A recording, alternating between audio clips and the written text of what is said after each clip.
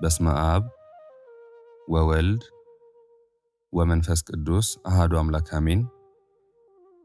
እመቤታችን ቅድስት ድንግል ማርያም ድንግል ሆይ አንቺ እኮ የነፍሳችን የጠዋት ፀሐይ ነሽ። ቃላት እንደሚወዱት ሊገልጡሽ፣ ቅኔም እንደሚገባው ሊቀኝልሽ አይችልም።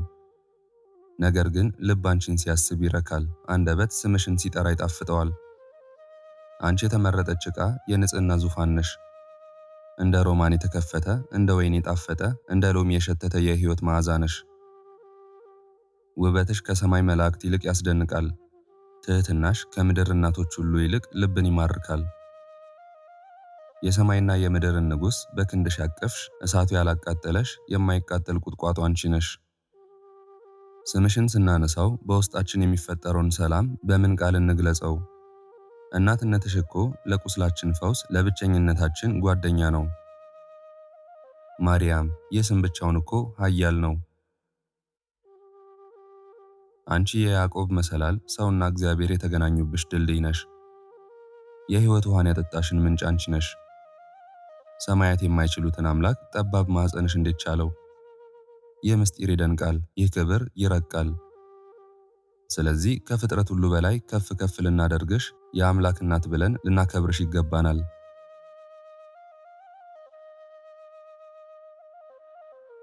አንቺ የብርሃን እናት፣ የጽድቅ መገኛ፣ የሕይወት መሶብ ነሽ። ዓለም በሔዋን ምክንያት ያጣውን ክብር በአንቺ ምክንያት መልሶ አግኝቷል። የአዳም ተስፋው፣ የኖህ ቀስተ ደመናው፣ የአብርሃም ድንኳኑ፣ የዳዊት መሰንቆው አንቺ ነሽ። ክብር ለስምሽ ይሁን። በሰማይ መላእክት ዘንድ በምድርም ምዕመናን ዘንድ ስምሽ ገናና ነው።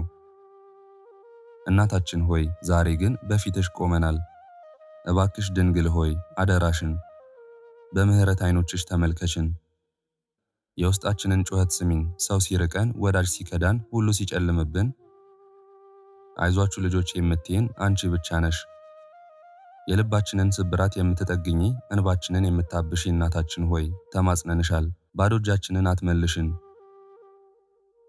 እንደ ቃና ዘገሊላ ሰርግ የጎደለውን በቤታችን ሙይው። እንደ ኤልሳቤጥ ቤት በረከትን አምጪልን። አደራሽን ለሀገራችን ሰላምን፣ ለሕዝባችን ፍቅርን ለምኝልን።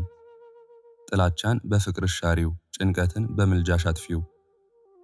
እኛ ደካማ ልጆችሽ ነን፣ አንቺ ግን ኃያል እናት ነሽና አትለይን።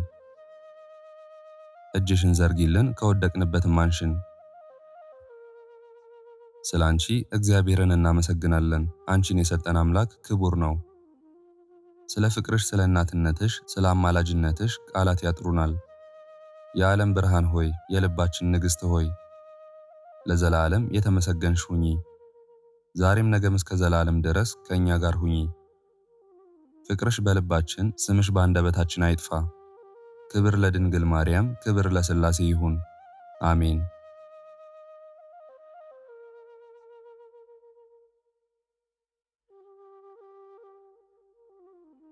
በስመ አብ ወወልድ ወመንፈስ ቅዱስ አሐዱ አምላክ አሜን። የታኅሳስ ወር ድርሳነ ማርያም። አንድ አምላክ በሚሆን በአብ በወልድ በመንፈስ ቅዱስ ስም አምነን በታኅሳስ ወር የሚነበበውን የእመቤታችን የቅድስት ድንግል ማርያምን ድርሳን መጻፍ እንጀምራለን። ጸሎቷ፣ በረከቷ፣ አማላጅነቷ፣ የልጇ ቸርነትም ከሁላችንም ጋር ይሁን ለዘላለሙ አሜን። ምዕራፍ 1 በዓታ ለማርያም። ይህች ብላቴና 2 ዓመት በሆናት ጊዜም ኢያቄም አስቀድመን እንደተሳልን ወደ እግዚአብሔር ቤተ መቅደስ እንውሰዳት፣ እግዚአብሔር በእኛ ላይ እንዳይቆጣ አለ። 1 ዓመት ያህል ታገስ፣ ስለ እናቷና ስለ አባቷ እንዳትጨነቅ አለችው። የዚህች ብላቴና 3 ዓመት በሆናት ጊዜም ኢያቄም ንጹሐን የሆኑ የዕብራውያንን ልጆች ጠርቶ መብራት፣ የአደሮ ማር በእጃቸው ሰጣቸው። በፊቷም ሄዱ፣ ወደ ቤተ መቅደስም አስገቧት። ካህናትም ተቀበሏት፣ ባረኳትም። እግዚአብሔር ስምሽን ታላቅ ያድርገው፣ እግዚአብሔር ከአንቺ በሚገለጥበት ጊዜ። ከዚህ በኋላ ካህናቱ ያዟት፣ ከቤተ መቅደስ ከሦስተኛው መውጫ አስገቧት። ካህናቱ የእስራኤል ልጆች ሁሉ ባረኳት፣ አመሰገኗት። እግዚአብሔርም በእርሷ ላይ ታላቅ ደስታን አሳደረ። ዘመዶቿ ቤተሰቦቿም ተመለሱ።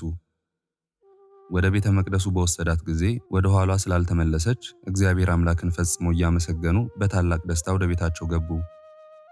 እመቤታችን ማርያም በእግዚአብሔር ቤተ መቅደስ እንደ ንጹሕ ርግብ ተቀመጠች። የእግዚአብሔር መልአክም ምግቧን ዘወትር ያወርድላት ነበር።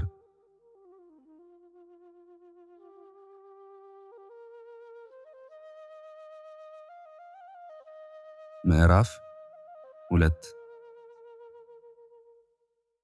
ቅድስት ድንግል ማርያም እንደተወለደች ወደ ቤተ መቅደስ እንደገባች ለዮሴፍም እንደተሰጠች ወደ ዘካርያስ ቤት ወደ ሚስቱ ወደ ኤልሳቤጥም እንደሄደች የሚናገረው ድርሳን ይህ ነው። በጸጋው የተጠራችሁ የእግዚአብሔር ወዳጅ የሆናችሁ ሕዝቦች ሆይ እንነግራችኋለን። የቅድስት ድንግል ማርያም ዜናዋን እንገልጥላችኋለን። በዚያን ወራት ከይሁዳ ወገን የሚሆን የእስራኤል አራተኛ ልጅ ስሙ ኢያቄም ቀሌዮጳ የሚባል የእስራኤል ንጉሥ የዳዊት ወገን የሆነ አንድ ሰው ነበር። ሐና የምትባል ሴትም አገባ። እነርሱም የተቀደሱ ነበሩ። ከፍሬያቸውም በጎ ፍሬን እንደሚያፈራ ታወቀ። ነቢያቱም ከዳዊት ዘር የዓለም መድኃኒት እናት እንደምትገኝ ተናገሩ። ዳዊትም በዘመኑ እንዲህ ሲል አሰምቶ ተናገረ። ልጄ ሆይ ስሚ፣ በጆሮሽም አድምጪ፣ ወገኖችሽንም እርሺ። ንጉሥ ክርስቶስ ደም ግባትሽን ቅድስናሽን ወዷልና እርሱም ጌታሽ ነውና። ስለ ቅድስት ድንግል ማርያም ከብዙ ዘመን በፊት ዳዊት የተናገረውን አስተውል። ነውር ስለሌለባት ስለ እርሷ ነቢያቱ የተናገሩት እንደማይዘገይም እወቅ። ስለ ልደቷ ቤተ መቅደስ ስለ መግባቷ በፊታችን ያለውን ቃልም አትርሳ። ኢያቄምና ሚስቱ ሐና ልጅ አልነበራቸውም፣ ሐና መካን ነበረችና። በታወቁ በዓላትም ወደ ኢየሩሳሌም በዓል ይሄዱ ነበር። እነዚህ በዓላትም የአዲሱ ወር ፋሲካ፣ ይኸውም የቂጣው በዓል ሚያዝያ ነው። እግዚአብሔር ባነጋገረው ጊዜ ሙሴ እንዳዘዛቸው አባቶቻቸው በበረሃ ያዘጋጁ ነበርና።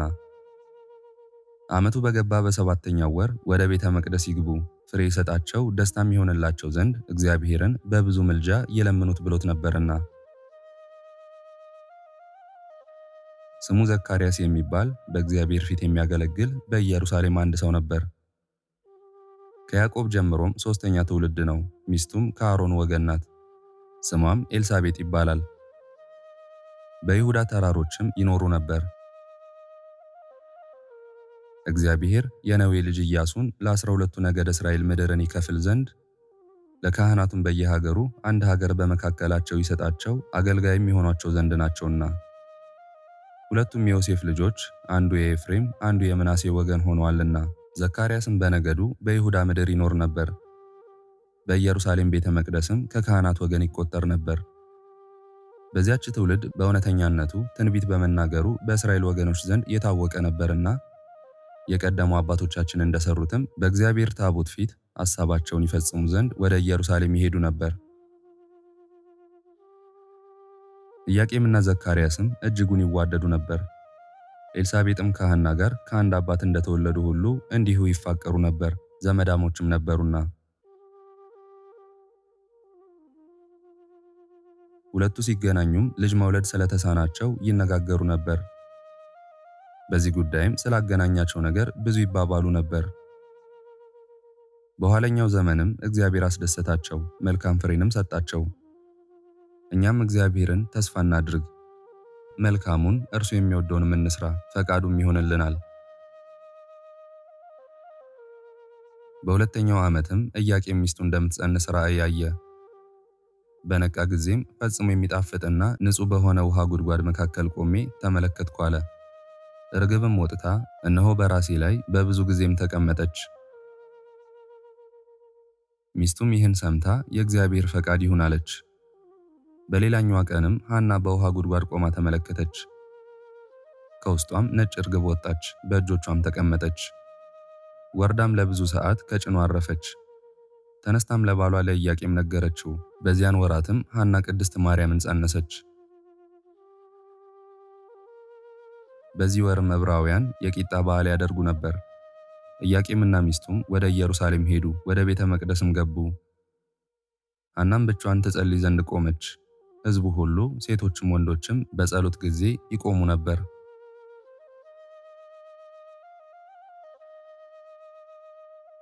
የእግዚአብሔር መልአክም በሚያስፈራ ሰው አምሳል ለሐና ተገለጠላት።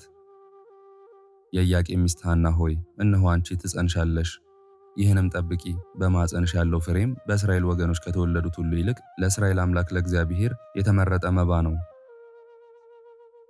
የኢያቄም ሚስት ሐና ሆይ አንቺም ብፅዕት ነሽ፣ የማኅፀንሽ ፍሬ ሁሉን በሚይዝ በእግዚአብሔር ፊት መልካም የሽቱ መዓዛ ሆኖ ይወጣልና በምድርም በሕዝቡ ፊት ከፍ ከፍ ይላል። ዘላለማዊ ሕይወትን ያገኙ ዘንድም ያመሰግኑታል አላት። ካህናቱ ጸሎታቸውን ከፈጸሙ በኋላም እንደሚገባቸው ሕዝቡን ይባርኩ ዘንድ ቆሙ። ኢያቄምና ሚስቱም ይባረኩ ዘንድ መጡ። ዘካርያስም ሐና እንደጸነሰች አስተዋለ። በዚያን ሌሊት የእግዚአብሔር መልአክ በፊቱ ቆሞ ይነጋገራት ዘንድ ስለ እርሷ ነግሮት ነበርና። በዘካርያስ ላይም መንፈስ ቅዱስ አደረበት። ሐናንም የምነግርሽን ይህንን ነገር ስሚ፣ በልቦናሽም ጠብቂው፣ ከዚህ በኋላ ከባልሽ ከኢያቄም ጋር አትተኚ። በማኅፀንሽ ያለው ፍሬ ለእግዚአብሔር ንጹሕ መሥዋዕት ነውና። ይኸውም በዚያን ዘመን ሙሴ የተመለከተው ዕፅ እንጨት ነው፣ በውስጡም እሳት ይነድ ነበር፣ ፍሬውንም አላቃጠለውም። ይህም በበረሃው ድንኳን ውስጥ ያስቀመጡት የወርቅ መሶብ ከሰማይ የወረደ ለዓለሙ ሁሉ ሕይወትን የሚሰጥ የተሰወረ መና ያለበት ነው። ዛሬም ለእግዚአብሔር የተቀደሰና ንጹሕ ቁርባንን እስከምትወልጂ ድረስ ከጉድፍ ከጉስቁልና ሁሉ ትጠበቂ ዘንድ አዝሻለሁ። ሥራውንም ለዓለሙ ሁሉ ለልጅ ልጅ ይናገራሉ አላት።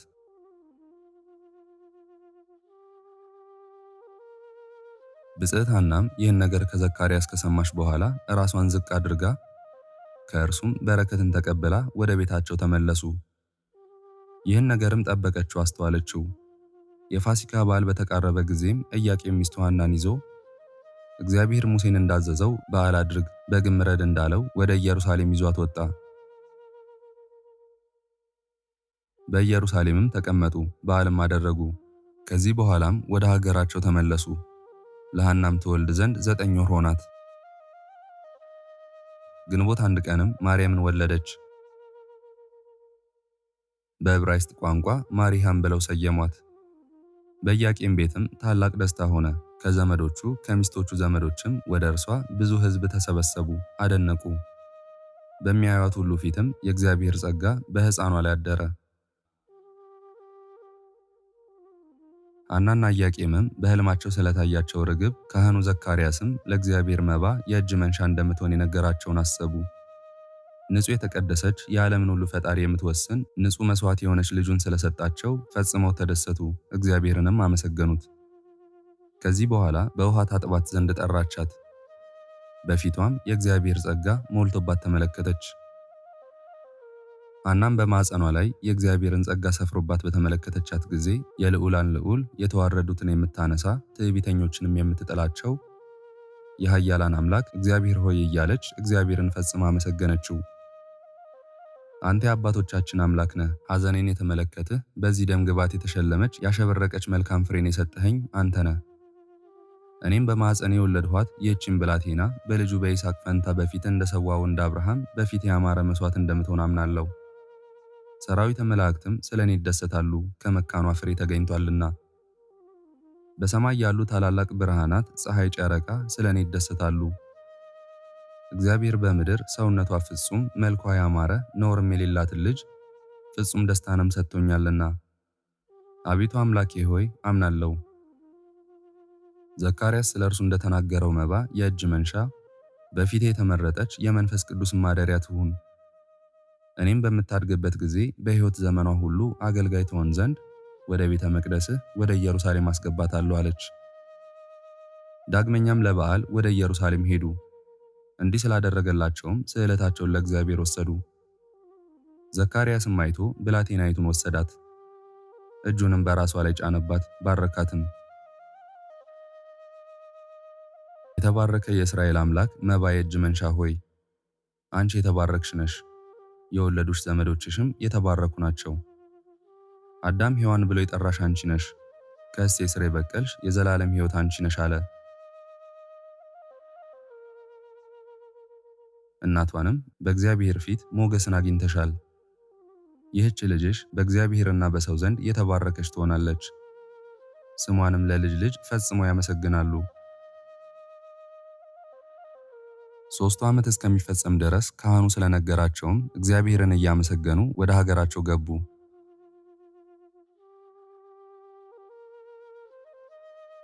እናቷ ስትመላለስ ተመልክታም ክንፏ በብር የተሰራ ጎኖቿም በወርቅ አመልማሎ ያጌጡ ርግብ ናት። የዓይኖቿ ብርሃንም የአጥቢያ ኮከብ ይመስላል አለች። ከዚህ በኋላም ባሏን ወደ ኢየሩሳሌም የምንሄድበትን አዘጋጅ፣ ልጃችንም በቤተ መቅደስ ብሩህ ሰው እንደነገረኝ ለእስራኤል አምላክ ለእግዚአብሔር መባ ትሆን ዘንድ እንስጣት አለችው። ይልቁንም ካህኑ ለእስራኤል አምላክ የተቀደሰ የተመረጠ መባ እንደምትሆን ስለ ልጃችን ተናግሯልና ስለ ልጃቸው ለካህናቱ ያቀርቡ ዘንድም በገና መጣ። የሚያስፈልገውን ሁሉ አዘጋጁ፣ ወደ ኢየሩሳሌምም ሄዱ። ለእግዚአብሔር መባ ትሆን ዘንድ ብላቴናዎችን እንዳመጡ ከሴት ጋር እንደሚያስቀምጧትም ለካህናቱ ተናገሩ። በዚያም የፋኑኤል ልጅ ያለችበት ብዙ ደናግል መበለታት ነበሩና ስዕለታቸውንም ለካህናቱ ሰጡ።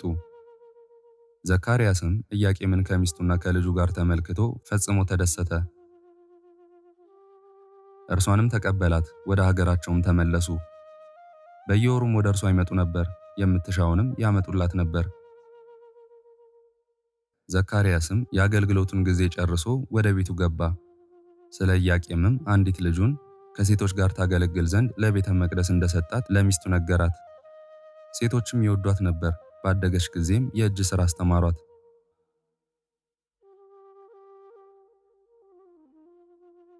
ከዚህ በኋላም ከካህናት ከእርሷ ጋር ካሉ ሴቶች በቀር የሚያያት እንዳይኖር ለብቻዋ ሆነች። ምግቧም ዘወትር ሰማያዊ ህብስት ነበር። ዘወትርም ትጾም ነበር፣ ከሴቶችም እንደ እርሷ ያለ አልነበረም። በእግዚአብሔር ፊት በምታደርገው በብዙ ጸሎቷ የእግዚአብሔር ጸጋ በነፍሷ በሥጋዋ በመንፈሷም የመላ ነበርና። ዘካርያስም ስለ ድንግል ለሚስቱ ነገራት። ለእግዚአብሔር የሰጧት የነገርሁሽ የኢያቄም ልጅ ማርያምን ከሴቶቹ የሚመስላት የለም አላት። ቤተ መቅደሱም በመልካም መዓዛ ይደሰታል። መላእክት በሚመጡበት ጊዜም በብዙ ጸሎት ለእግዚአብሔር በመገዛት እያለች ይጎበኟታል አላት።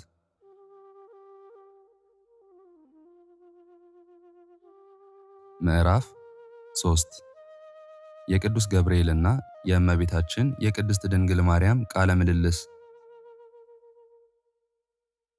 መልአኩ ገብርኤል ለድንግል ማርያም እንዳበሰራት በድንግል ማኅፀን ሊያድር የወረደው የአብ ኃይሉ ነው። እኛን ከመውደዱ የተነሳ ወደ እኛ መጣ።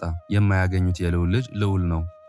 በቸርነቱ አዳምን ያድነው ዘንድ ዓለምን ለፈጠረው እናቱ ትሆን ዘንድ ፈቅዶ ወደ ወዳጁ ወደ ዳዊት ልጅ ወደ እመቤታችን መጣ። ፀሐይ ከመፈጠሩ አስቀድሞ ስሙ ነበር። መልአኩን ጠራው፣ ወደ ንጽሕት ድንግልም ላከው። ዓለም ከመፈጠሩ አስቀድሞ ስውር የሆነ ሰላምን የተሞላ ለዓለም ሁሉ መልካም ተስፋ የሚሆን ምስጢርን ተቀብሎ ለድንግል ይነግራት ዘንድ ረቂቅ መልአክም ወርዶ መጣና ከድንግል ዘንድ ደረሰ፣ አመሰገናት፣ እጅም ነሳት። ሁሉን የሚያስደንቅ የመጽነሷን ዜናም ነገራት። ድንግልንም የጌታዬ እናቱ ሆይ ሰላምታ ላንቺ ይገባሻል፣ ከሴቶች ተለይተሽ የተባረክሽ ነሽ፣ የማኅፀንሽ ፍሬም የተባረከ ነው አላት። እመቤታችንም መለሰች፣ መልአኩንም ጌታዬ ሆይ አንተ ማን ነህ? የምትናገረው ዜናህ ምንድን ነው? የተናገርኸው ይህ ዜና ለእኔ የተለየ ድንቅ ነው፣ ምክንያቱንም አላውቅም አለችው። መልአኩም አንቺ ከሴቶች ትበልጫለሽ፣ አብይ የእግዚአብሔር ቃል በአንቺ ያድር ዘንድ መረጠሽ፣ አትፍሪ፣ ጸጋን አግኝተሻልና ቸርነቱ በዓለም ትመላ ዘንድ አላት።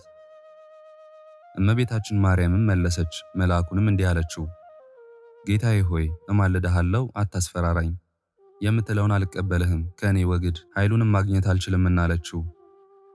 መልአኩም ከልጇ ጋር ያለውን ምስጢር አብ ገለጠልኝ፣ ከአንቺ እንደሚወለድም ነገረኝ አላት። እመቤታችን ማርያምም መለሰች፣ መልአኩንም አለችው፣ አንተ እሳት ነህ፣ የለበስከውም የእሳት ፍም ነው። እሳት ሆይ አታስፈራራኝ፣ አዲስ ነገር በመናገር ለምን ታውከኛለህ አለችው። መልአኩም ይህ ለአንቺ ድንቅ ልዩ ነው፣ ያመጣሁልሽን ዜና ተቀበይ። በማኅፀንሽ ያድር ዘንድ የወደደ የልዑልን የክርስቶስን የጽንሱን ነገር አመጣልሻለሁ አላት። እመቤታችን ድንግል ማርያምም መለሰችለት፣ መልአኩንም እንዲህ አለችው፣ ጌታዬ ሆይ እኔ እፈራለሁ። እናቴ ሔዋንን እንደ ወዳጅ ሆኖ የምድር እባብ የነገራትን በሰማች ጊዜ ከገነት አውጥቷታልና አለችው። መልአኩም ድንግልን እውነት ነው፣ ይህ አሳች እባብ እናትሽ ሔዋንን አሳታት። እኔ ግን እንደ እርሱ አይደለሁም፣ ከእግዚአብሔር ተነግሬ መጥቻለሁ እንጂ አላት። እመቤታችን ማርያምም መለሰች፣ መልአኩንም የነገርከኝ ነገር እጹብ ነው፣ የመለኮት ዘርም አልተገለጠም አለችው። መልአኩም ድንግል ማርያምን አብ ሰላምን አመጣልሽ ዘንድ አዘዘኝ፣ ልጁ በአንቺ ማኅፀን እንደሚወለድ እነግርሽ ዘንድ መልእክቴን አትመልሺ፣ አልቀበልም አትበይ አላት። እመቤታችን ቅድስት ድንግል ማርያምም መለሰችለት፣ መልአኩንም አነጋገርህ እነሆ መልካም ነው፣ ፍጥረት አካል ግን ልቀበልህ የማይቻለኝ ነህ፣ የድንግል ፍሬ ዘር የላትምና አለችው።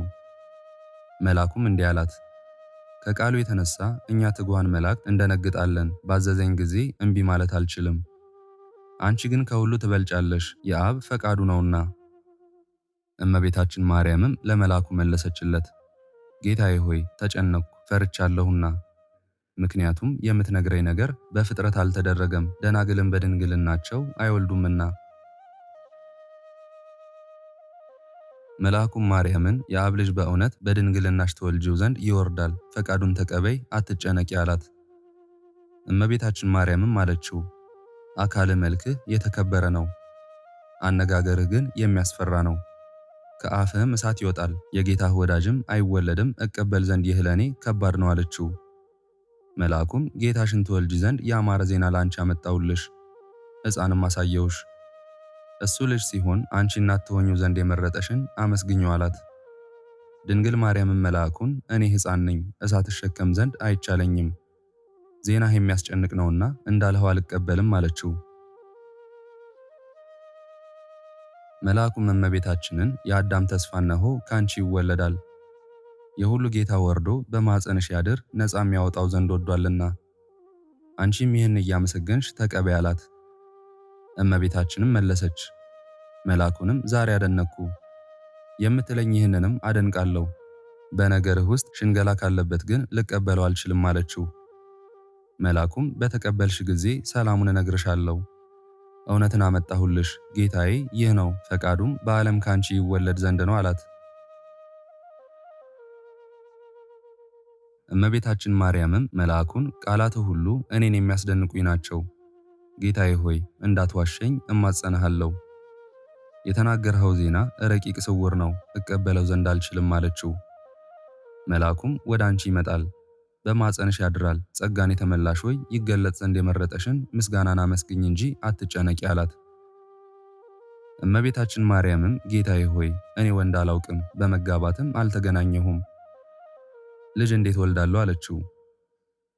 መልአኩም የማይዋሽ መንፈስ ቅዱስ ያድርብሻል፣ የማይገኘውን ትጸንሻለሽ፣ የልዑል ኃይሉ ባንቺ ላይ ያድራል፣ ከማኅፀንሽም ንጉሥ ይወለዳል አላት። እመቤታችን ማርያምም መለሰች፣ ዛሬ ቃሉ እንደ ቃል ይደረግልኝ አለችው። መልአኩም ድንግል ሆይ ክብርሽ ከፍ ከፍ ይበል፣ ልብሽም ይደሰት፣ የተቀደስሽ ሁለተኛ ሰማይ ሆይ ዓለም በአንቺ ይድናል፣ በልጅሽም ሰላም ይደረጋል አላት። እመቤታችን ማርያምም መለሰች አለችው፣ ጌታዬ ሆይ ክብሩ እንደ ቃል ከፍ ከፍ ይበል፣ ጌታህም ስደሰት ይመልከት። አገልጋዩ ስትሆን ያንተ ፊት ይህን ከመሰለ የጌታህ የአምላክ ፊት ምን ይመስል ይሆን አለችው። መልአኩም እናየው ዘንድ አይቻለንም፣ በጣም እንፈራለንና፣ አባቱ በእሳት የተሰወረ ነው፣ መጎናጸፊያውም እሳት ነው አላት። እመቤታችን ማርያምም መለሰች፣ ዛሬ በጣም እፈራለሁ፣ አንተም አስፈራራኸኝ። እንደነገርኸኝ እሳት ከሆነ የሚያድርበት ማኅፀኔ እንዴት አይቃጠልም አለችው። መልአኩም ማኅፀንሽ ድንቅን የተመላ ነው፣ በንጹሕ ድንግልም የታመነ ነው፣ ፈጽሞ የወደደው የቅዱስ እግዚአብሔር ቦታ ነው፣ በእርሱም ይገለጣል አላት። እመቤታችን ማርያምም መለሰች አለችም፣ ትጉህ መልአክ ሆይ በእኔ በድሃዋ ያድር ዘንድ ለምን ወደደ? በዓለም የነገሥታት ልጆች ሞልቷልና እኔን ለምን ወደደ አለችው። በሀብታሞች ያድር ዘንድ አልወደደም፣ ያንቺን ድህነት ግን ወደደ፣ የችግረኞች ጓደኛ ይሆን ዘንድ እነርሱን ያከብር ዘንድም እንዲህ ተገለጠ አላት። እመቤታችን ማርያምም መለሰች፣ ዳግመኛም ተርጉምልኝ፣ ወደ እኔ ይመጣ ዘንድ የሚሻው መቼ ነው? እንደ ተናገርከው በእኔ ላይ ሲያድር እንደ እሳት የሚታይስ መቼ ነው አለችው። መልአኩም ወዶ ፈቅዶ መጥቷል፣ በማኅፀንሽም አድሯል። ነገር ግን እንዳያስደነግጥሽ አላወቅሽውም። እኔም የሚያቃጥል እሳትን የተመላሽ ሆይ አይሽ ዘንድ አልችልም ነበር አላት። እመቤታችን ማርያምም መለሰች፣ መልአኩንም እንዲህ አለችው፣ ጌታዬ ሆይ በእኔ ላይ ያደረውን የልጄን ነገር ዳግመኛ ተግተህ ትተረጉምልኝ ዘንድ እወዳለሁ እማልዳለሁም። ምን እንደማደርግ አላውቅምና እንዳልሳሳት አለችው። መልአኩም ቅዱስ ቅዱስ ቅዱስ በይ፣ እኛ መላእክትም ከቅዱስ በቀር ሌላ ስለ ልጅሽ የምንለው ምንም የለም አላት። እርሷም መለሰች አለችውም፣ የእናቱን ትሕትናዋን የተመለከተ እርሱ ስሙ ቅዱስ ብሩክ ምስጉን ነው። ከእንግዲህ ወዲህስ ትውልዱ ሁሉ ለዘላለም ያመሰግኑኛል አለች። መልአኩም በሰማያት የሚተጉ ኪሩቤልም ከፍ ከፍ ያደርጉሻል። ጥልቆች የሰው ልጆች ሁሉን ነፃ ያወጣ ዘንድ ወደዚህ ዓለም የመጣ በድንግልና የተደሰተ እርሱን ያመሰግኑታል። ይቅርታውም ታላቅ ነው፣ ይቆጠር ዘንድም አይቻልም። ሰማይ በላዩ ሊወስነው የማይቻለው በመሬት የምትገኝ ማኅፀን በቃችው፣ ወሰነችው። ሰማይና ምድር አንድ ሆነው በአንድ ቃል እርሱን ያመሰግናሉ። መላእክትና ደናግልም ረቂቅ በሆነው ምስጢር ያገለግሉታል። ሰማይም በላዩ በሚኖሩ በትጉዎች ይደሰታል፣ መሬትም በደናግሉ ይደሰታል። ሁለቱም ደስ እያላቸው ለእግዚአብሔር ልጅ ምስጋናን ያቀርባሉ። መላእክትና ሰዎች ሁሉም በታወኩ ጊዜ በመካከላቸው ሰላምን ያደረገ ወልድን አንድ ሆነው ያመሰግኑታል። በዓለም ሁሉ ምስጋና ላንተ ይገባል። የማይታይ እሳት ነህ። በዓለም አንደበት ሁሉ ፈጽመህ ትመሰገናለህ፣ ምድርም ታመሰግንሃለች። ለአንተ ምስጋና ይገባል፣ ለመንግሥትህም ምስጋና ይገባል ለዘላለሙ አሜን።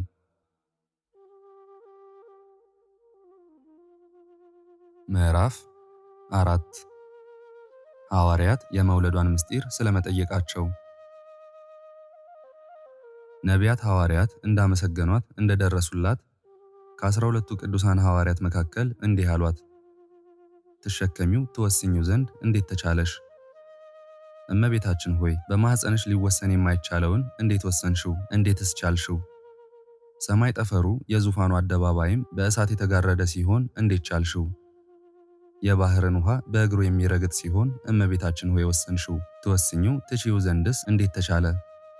የባህርን ውሃ በትእዛዙ ያጸና ጸደይንና መጸውን የሚያመጣ ቅጠሎቹን ሁሉ የሚያበቅል እሱን እመቤታችን ሆይ እንዴት ወሰንሽው? እመቤታችን ሆይ የማይወሰነውን አኗኗሩን የሚወስነው የሌለውን ከሁሉም በላይ የሚኖረውን እንዴት ወሰንሽው? እመቤታችን ሆይ ለተራቆቱት ልብስ ለተራቡት ምግብ የሆነ እርሱን እንዴት ጸነስሽው? እመቤታችን ሆይ የወደቁትን የሚያነሳቸውን ምዕመናንን ከፍ ከፍ የሚያደርጋቸውን ለተገፉት ሁሉ የሚፈርድላቸው እርሱን እንዴት ቻልሽው? የአምላክ እናት እመቤታችን ሆይ እንዴት ተሸከምሽው? እንዴትስ ወሰንሽው? ማኅፀንሽስ እሳትን ይሸከም ዘንድ አልተቸገረምን? እርሱም ሁሉን የሚያደርግ ፍጹም ፍርድን የሚፈርድ ነው። እመቤታችን መዳኛችን ሆይ እንዴት ወሰንሽው? እሳትንስ እንዴት አቀረብሽ?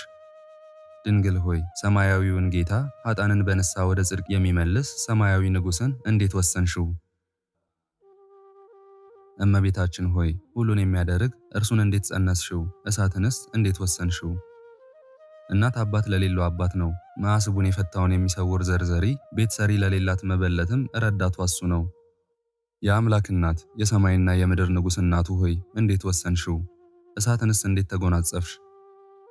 የአምላክ እናት ሆይ ጸሎትሽ ልመናሽ ከመንፈስ ቅዱስ ጋር አንድ ለመሆን ትሁንልን። ሰማያዊዋን መንግሥት ለመውረስ ሰውነትንም ለማደስ ትሁንልን። የአምላክ እናት እመቤታችን ሆይ ቀርበው በሮችሽን ላንኳኩ ምዕመናን ከነውር ይነጹ ዘንድ መንጻቱን ስጫቸው።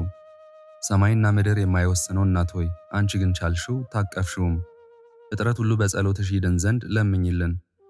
እኛም ልጅሽ በሚመጣበት ጊዜ እንድን ዘንድ ለሚወዱት የሚሰጣቸው መንግሥተ ሰማያትንም እንወረስ ዘንድ አሜን። በእውነት እመቤታችን ሆይ ዛሬም ከዚህ ለምንኖር ለቆምን ወደ ቤተ ክርስቲያንሽም ለቀረብን ሰላምን፣ በረከትን፣ ቅዱስ ሥጋውን አሰጭን። አሜን። እመቤታችን መዳኛችን ሆይ ጸሎት ልመናሽ፣ የሰማዕታት ጸሎት፣ የቅዱሳን በረከት በዚች በቤተ ክርስቲያን በዚህ ባለን አገልጋዮችሽም ላይ በሁላችንም ላይ ጸንቶ ይኑር ለዘላለሙ አሜን። በእውነት ይሁን ይደረግልን። የእመቤታችን ረድኤቷ ልመናዋ የልጇም የወዳጇም ቸርነት በእውነት ለዘላለም በሁላችን የሚደርብን አሜን።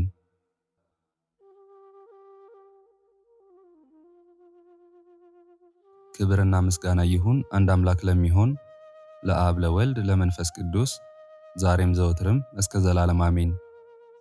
የዛሬውን መርሃ ግብር በዚህ መልኩ ጨርሰናል።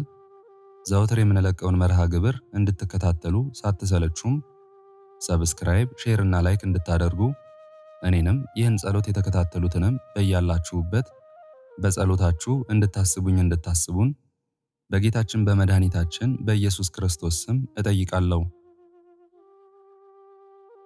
ይህንን ጸሎት ምስጋና ወይም ቃለ እግዚአብሔር በቅርብም በአካል በሩቅም በያላችሁበት ስትከታተሉ ለቆያችሁ በኋላም ለምታደምጡ በአሜነ በረከት ለተሳተፋችሁ በጸሎት እንድናስባችሁም ለጠየቃችሁን እህተ ሚካኤል ወልደ ገብርኤል አጸደ ማርያም ገብረ ማርያም ወለተ ማርያም ወለተ ሥላሴ ወለተ ገብርኤልና ገብረ ጊዮርጊስ አጸደ ማርያም ክንፈ ሚካኤል ፍቅረ ማርያም እጓለ ጽዮን ኃይለ ሚካኤል ወለተ ሥላሴ ወለተ ማርያም ስርጉተ ገብርኤል ኃይለ ገብርኤል ወለተ ማርያም ማኑኤል ሳሙኤል ብሩኖ ጸገነት ወለተ ማርያም እህተ ሚካኤል ወለተ ማርያምና ኃይለ ኢየሱስ ወለተ ሐና ወለተ መስቀል አስራተ ማርያም ስህነ ማርያም ወለተ ማርያም ተክለ ወልድ ተክለ ሚካኤል ወልደ ሚካኤል እህተ ማርያም አስካለ ማርያም ወልደ ገብርኤል ገብረ ጊዮርጊስ አታለለ አበቡ ይመር ተፈሪ መካሻ ስንዴው ብርቄ ወለተ ጽዮንና ወለተ ጻድቅ ፍቅረ ማርያም አስራተ መድህን ወለተ ማርያም አስካለ ማርያም እህተ ማርያም ፍቅርተ ማርያም ሀብተ ጊዮርጊስ ኃይለ ሥላሴ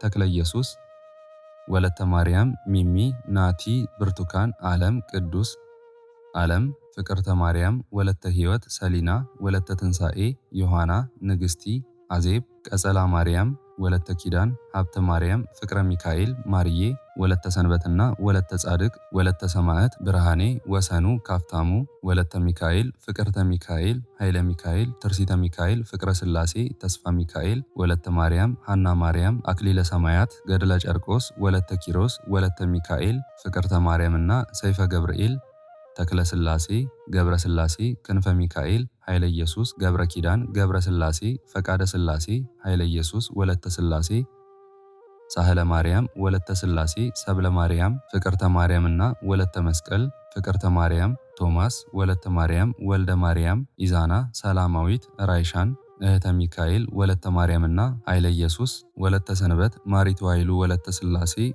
ሥላሴ ኃይለ ገብርኤል ገብረአብ ኃይለ ሚካኤል አስካለ ማርያም አምደ ሚካኤል ወለተ ሚካኤል አመተ ኢየሱስ ወለተ መድህን ወለተ ማርያም ፈቃደ ማርያም አጸደ ማርያም ወለተ ሐና ወለተ ኪዳን በትረ ማርያም ወለተ ሥላሴ ሁላችሁንም እግዚአብሔር ያስባችሁ ከነ ቤተሰባችሁ በሕይወት በጤና ያቆያችሁ። ዕድሜ ዘመናችሁ የተባረከ ይሁን። ስራችሁን የሰመረ ቀናችሁን ያማረ ኑሯችሁን የከበረ ጸሎታችሁንም የተሰማ ያድርግላችሁ። እንዲሁም በአካል በሥጋ የተለዩንን ሀብተ ማርያም ፈቃደ ሥላሴ ሽመልስ ዝናሽ ስህነ ማርያም ወልደ ሚካኤል አጸደ ማርያም ክንፈ ሚካኤል ፍቅረ ማርያም እጓለ ጽዮን ኃይለ ሚካኤል ወለተ ጽዮን ወልደ ሰማያት ሙሉ ማሞ ወለተ ሥላሴ ወለተ አማኑኤል ኃይለ ጊዮርጊስ እግዚአብሔር ነፍሳቸውን ይማርልን፣ በአጸደ ሕይወት በገነት በመንግሥተ ሰማይ ያሳርፍልን። እግዚአብሔር አምላካችን እስካሁኗ ሰዓት ጠብቆ ለዚህ ያበቃን የአባቶቻችን አምላክ ልዑል እግዚአብሔር ስሙ ፈጽሞ የተመሰገነ ይሁንልን። እመቤታችን ቅድስት ድንግል ማርያም ዘላለማዊ ስሟ የተወደደ ይሁንልን። ጻድቃን ሰማዕታት፣ ቅዱሳን መላእክት እንደየክብራቸውና እንደየማዕረጋቸው የከበሩ ይሁኑልን። አነሳስቶ ላስጀመረን አስጀምሮም ላስፈጸመን ለልዑል እግዚአብሔር ክብርና ምስጋና ይግባው ዛሬም ዘወትርም ለዘላለሙ አሜን። አቡነ ዘበሰማያት